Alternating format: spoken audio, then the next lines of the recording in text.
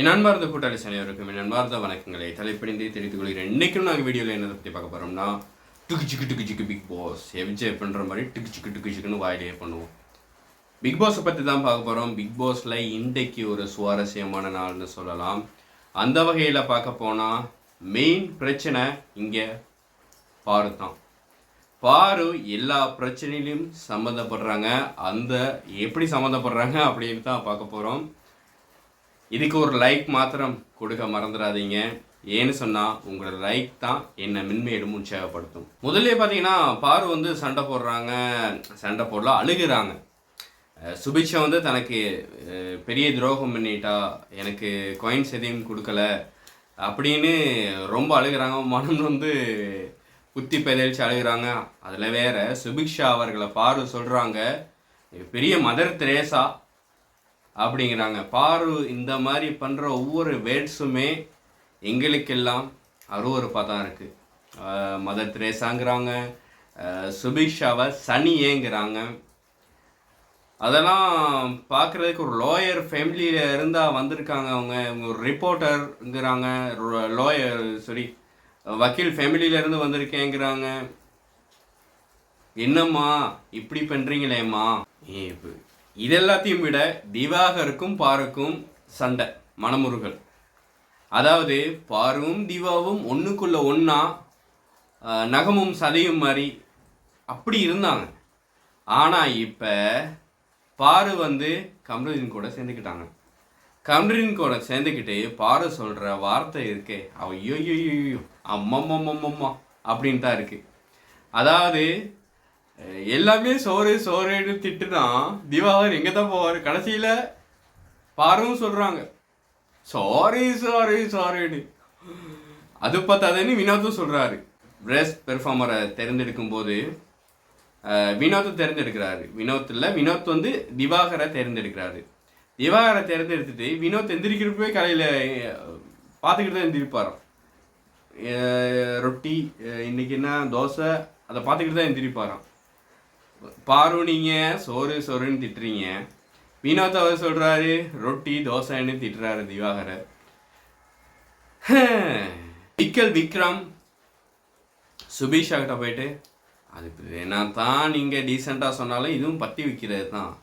சுபிக்ஷா கிட்ட போயிட்டு சொல்கிறாரு ஒப்பாரி பாரு, ஒப்பாரி மேலே ஒப்பாரி, உன்னை நினச்சி ஒப்பாரி மேலே ஒப்பாரி அப்படின்னு சொல்கிறாரு சுபிக்ஷா கிட்ட.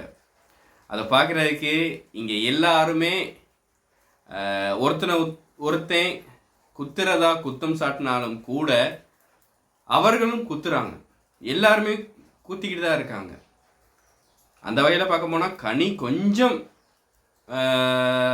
நல்லவங்க அப்படின்னு படுறாங்க. பார்ப்போம் போக நிகழ்ச்சியில் போக பார்க்க தான் தெரிய போகுது. இங்கே ஒரு ப்ராப்ளம் வந்துடுது. மரத்துக்கு புடவை கட்டினா நீ அந்த மரத்தை கூட அப்படிங்கிற மாதிரி வினோத் திவாகரை பார்த்து காய்ச்சிடுறாரு. அதுக்கு வினோத் சொல்கிறாரு நான் அப்படி சொல்லலை, நீ என்ன புடவை கட்டின ஒரு பெண்ணாக தான் நினச்சி நான் சொன்னேன் அப்படின்னாரு. இதை விட அது கேவலண்டா, நீ அதை விட இதுக்கு சேஞ்ச் ஆகாதீங்க, நீ அப்படியே என்னோட நீ அதை சொன்னதை விட இதை கேவலண்டா, ஐயோ. அதை திவாகர் இப்படி சேஞ்ச் பண்ணிட்டாரு. அது திவாகர்கிட்ட சாமர்த்தியம்னே சொல்லலாம். மரத்துக்கு புடவை கட்டின அப்படிங்கிறத இந்த மாதிரி ஒரு தான் புடவை கட்டினா அப்படிங்கிற மாதிரி கதையை மாற்றிட்டாரு, சேஞ்ச் பண்ணிட்டாரு. இல்லாட்டி வினோத் இந்த விஷயத்தை ரொம்ப பெருசு படுத்தி ஊதி இதை உலகத்துக்கே தெரிய வச்சிருப்பார். ஏன்னா அந்த நிகழ்ச்சியை பார்த்துக்கிட்டு இருக்காங்க உலக மக்கள் எல்லாம், உலக தமிழர்கள் எல்லாம் பார்த்துக்கிட்டு இருக்காங்க. எல்லாம்னு சொல்ல இயலாது, சிலர் பார்த்துக்கிட்டு இருக்காங்க. அதனால திவாகர்கிட்ட சாமர்த்தியம்னே சொல்லலாம். இருந்தாலும் திவாகர்கிட்ட சாமர்த்தியமாக இருந்தாலும் எங்களுக்கெல்லாம் தெரிஞ்சு போச்சே. இப்போ தான் ஒத்து கவனிக்கணும். பாரு ஓட்டு எப்படியாப்பட்டவங்க அப்படின்னு இல்லை, எப்படியாப்பட்டவங்கன்னே எல்லாத்துக்கும் தெரிஞ்சிருச்சு. இன்னும் புலப்படுது எப்படியாப்பட்டவங்க அப்படின்னு. அதாவது பாருக்கிட்ட பெஸ்ட் பெர்ஃபார்மர் யார் அப்படின்னு சொல்கிறப்ப அவங்க தேர்ந்தெடுக்கிறாங்க சுபிக்ஷாவையும் கனி அவர்களையும். கனி அவர்களை லீடருக்கு அடுத்த முறை லீடருக்கு அவங்க போட்டியிட இருக்கிறதுனால அவங்க செலக்ட் பண்ண இயலாது அப்படின்னு பிக் பாஸ் சொல்கிறாரு. பிக் பாஸ் சொன்னோன்னே எஃப்ஜேயை செலக்ட் பண்ணுறாங்க. எஃப்ஜேயை செலக்ட் பண்ணுறப்ப அதை பிக் பாஸ் சொன்னதுக்கு வந்து லவ் சிம்போலை கனி வந்து எடுத்து கொடுக்குறாங்க. அப்போ அதுவும் பார்வதியை கோவப்படுத்தியிருக்கக்கூடும். அது மட்டும் இல்லாமல் கனி வந்து சொல்லலை, வாயில் வார்த்தையில் வெளியிடல, செய்கை மூலம் காட்டுறாங்க. இதுவும் இந்த இடத்துல ஒரு மோசமான விஷயமா பட்டுச்சு. இருந்தாலும் பாரு வந்து கனியை செலக்ட் பண்ண இயலாது, அடுத்த பயணம் லீடருக்கு இருக்காங்கன்னு பிக் பாஸ் சொன்னதும் அவங்க செலக்ட் பண்ணுறாங்க எஃப்ஜேயை செலக்ட் பண்ணிவிட்டு ரெஸ்போமரை தெரிவு செய்யுங்க அப்படின்னு சொன்னோன்னே எஃப்ஜே தெரிவு செய்யறதுக்கு முன்னுக்கு, ஏன்னா எஃப்ஜே எப்படியுமே பார்வை தெரிவு செஞ்சிருவாருன்னு தெரிஞ்சுக்கிட்டு பாட சொல்கிறாங்க. உங்களை எஃப்ஜே நீங்கள் ரொம்ப நல்லவங்க, நீங்கள் ரொம்ப நல்லவர், உங்களை செலக்ட் பண்ணதுக்கு நான் வந்து கலையரசனை செலக்ட் பண்ணியிருக்கலாமே அப்படின்னு எனக்கு தோணுது அப்படின்னு அவங்க அப்படி டிரான்ஸ்ஃபார்மர் ஆகுறாங்க. அப்படி இப்போ தான் நீ சொன்ன எஃப்ஜேயை இப்போ எஃப்ஜே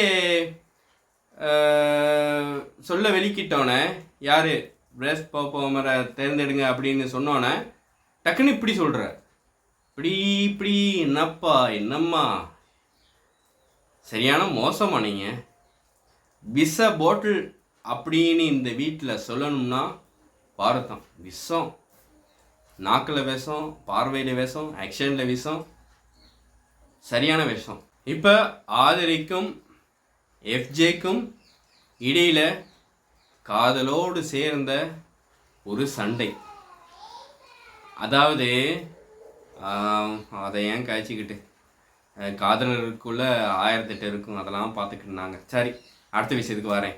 அடுத்ததாக பார்த்தீங்கன்னா ஜெயிலுக்கு அனுப்புகிறாங்க. ரெஸ் பர்ஃபார்மரை பார்த்து அவங்கள ஜெயிலுக்கு அனுப்பணும், அதுதான் அடுத்த செயற்பாடு. அதுக்கு தெரிவு செய்கிறாங்க கம்ருதீனையும் பார்வதியும். என்னடா இவங்களுக்கு ரொம்ப விஷயத்தை சுமூகமாக முடிச்சு கொடுக்குறீங்களே பிக் பாஸ். இந்த பிக் பாஸ் வீட்டில் உள்ளவங்களும் சுமூகமாக விஷயத்தை முடிச்சு கொடுக்குறீங்களே. இவங்க 2 பேரும் ஒன்றாவே தான் எப்பயுமே இருப்பாங்க. இப்போ ஜெயிலில் 2 காதல் பறவைகளை ஜெயிலில் தூக்கி போட்டால் இன்னும் வாசியாக போயிருமே. என்னடா பண்ணுறீங்க பிக் பாஸ் கொஞ்சம் கவனிங்க. அது பத்தாதுன்னு கம்ருதீன்ட்டு மடியில் பார்வதி.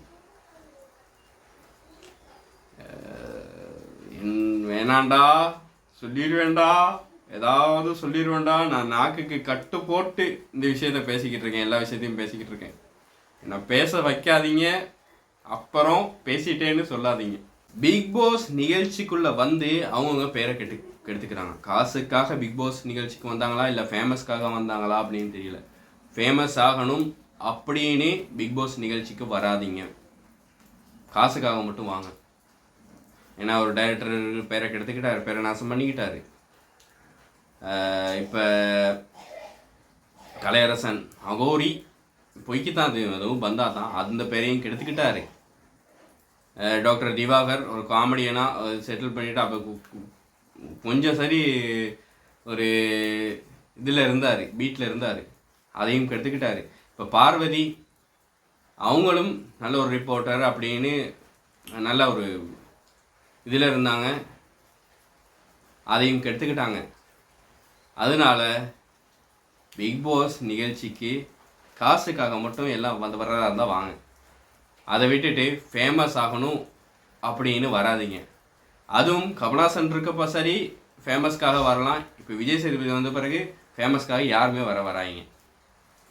இன்னும் ஒரு வீடியோவில் சந்திக்கலாம். அது வரைக்கும் விடைபெறுவது உங்கள் கூட்டாளி எனக் ராயல். பாய், டேக் கேர்.